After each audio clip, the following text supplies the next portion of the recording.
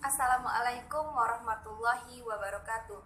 Baiklah, di sini saya Diananda Sartika akan menjelaskan bagaimana perjalanan VOC untuk melakukan aktivitas dagang ke Asia. VOC ini didirikan pada tanggal 20 Maret 1602.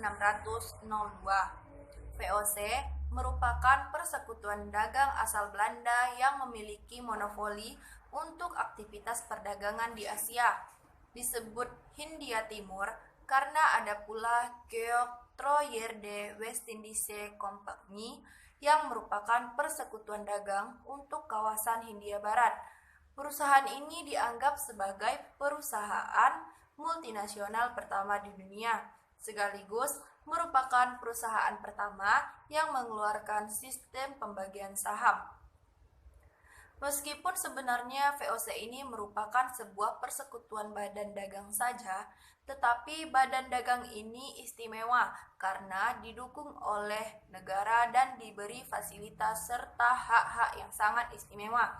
Misalnya, VOC ini boleh memiliki tentara, memiliki mata uang, bernegosiasi dengan negara lain hingga menyatakan perang. Banyak pihak yang menyebut VOC sebagai negara di dalam negara.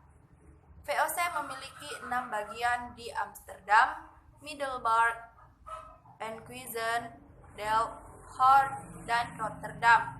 Delegasi dari ruang ini berkumpul sebagai Heren XVII atau 17 tuan. Kemers menyumbangkan delegasi ke dalam 17 sesuai dengan proporsi modal yang mereka bayarkan. Delegasi Amsterdam berjumlah 8. Di kalangan orang Indonesia, bahkan juga di Malaysia, VOC ini memiliki sebutan populer company atau company. Istilah ini berasal dari kesalahan orang Indonesia dalam mengucapkan compagnie yang dalam bahasa Belanda merujuk pada makna perusahaan. Tetapi, rakyat Nusantara lebih mengenal company sebagai tentara Belanda karena penindasannya dan pemerasan kepada rakyat Nusantara yang sama seperti tentara Belanda. Kemudian, sejarah datangnya orang Eropa melalui jalur laut diawali oleh Vasco da Gama yang pada tahun 1497 hingga 1498 berhasil berlayar dari Eropa ke India melalui Tanjung Pengharapan atau Cape of Good Hope di ujung selatan Afrika, sehingga mereka tidak perlu lagi bersaing dengan pedagang-pedagang dari Timur Tengah untuk memperoleh akses ke Asia Timur yang selama ini ditempuh melalui jalur darat yang sangat berbahaya. Pada awalnya, tujuan utama bangsa-bangsa Eropa ini ke Asia Timur dan Tenggara termasuk ke Nusantara adalah untuk perdagangan. Demikian juga dengan bangsa Belanda.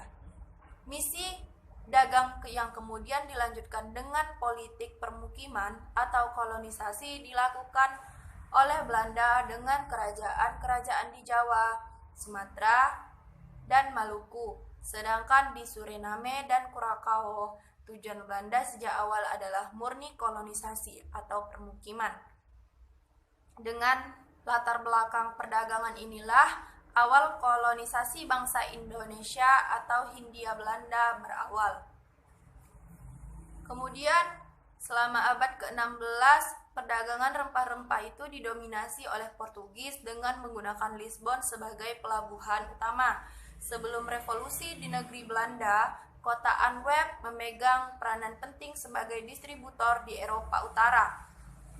Akan tetapi, setelah 1591, Portugis melakukan kerjasama dengan firma-firma dari Jerman, Spanyol, dan Italia menggunakan Hamburg sebagai pelabuhan utama dan sebagai tempat untuk mendistribusikan barang-barang dari Asia. Memindah jalur perdagangan menjadi tidak melewati Belanda. Namun ternyata perdagangan yang dilakukan Portugis tidak efisien dan tidak mampu menyuplai permintaan yang terus meninggi, terutama lada. Suplai yang tidak lancar menyebabkan harga lada meroket pada saat itu. Selain itu, unifikasi Portugal dan kerajaan Spanyol yang sedang dalam keadaan perang dengan Belanda pada saat itu pada tahun 1580 menimbulkan kekhawatiran tersendiri bagi Belanda. Ketiga faktor tersebutlah yang mendorong Belanda memasuki perdagangan rempah-rempah interkontinental. Akhirnya, Jan Huygens van Lincosten dan Cornelis de Houtman menemukan jalur rahasia pelayaran Portugis yang membawa pelayaran pertama Cornelis de Houtman ke Banten, pelabuhan utama di Jawa pada tahun 1595 hingga 1597. Kemudian, pada tahun 1596, 4 kapal ekspedisi dipimpin oleh Cornelis de Houtman berlayar menuju Indonesia dan merupakan kontak pertama Indonesia dengan Belanda. Ekspedisi ini mencapai Banten, pelabuhan lada utama di Jawa Barat. Di sini mereka terlibat dalam perseteruan dengan orang Portugis dan penduduk lokal. Houtman kemudian berlayar lagi ke arah timur melalui pantai utara Jawa, sempat diserang oleh penduduk lokal di Sedayu, berakibat pada kehilangan 12 orang awak dan terlibat perseteruan dengan penduduk lokal di Madura yang menyebabkan terbunuhnya seorang pimpinan lokal. Setelah kehilangan separuh awak, maka pada tahun berikutnya mereka memutuskan untuk kembali ke Belanda, namun rempah-rempah yang dibawa cukup untuk menghasilkan keuntungan.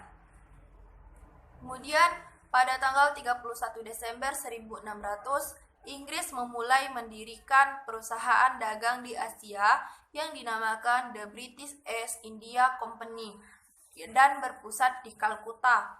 Kemudian Belanda menyusul pada tahun 1602 dan Prancis pun tak mau ketinggalan mendirikan French East India Company pada tahun 1604. Kemudian pada tanggal 20 Maret 1602, para pedagang Belanda mendirikan Verenigde Oost-Indische Compagnie atau VOC, Perkumpulan Dagang India Timur. Di masa itu terjadi persaingan yang sangat sengit di antara negara-negara Eropa, yaitu Portugis, Spanyol, kemudian juga Inggris, Prancis, dan Belanda untuk memperebutkan hegemoni perdagangan di Asia Timur.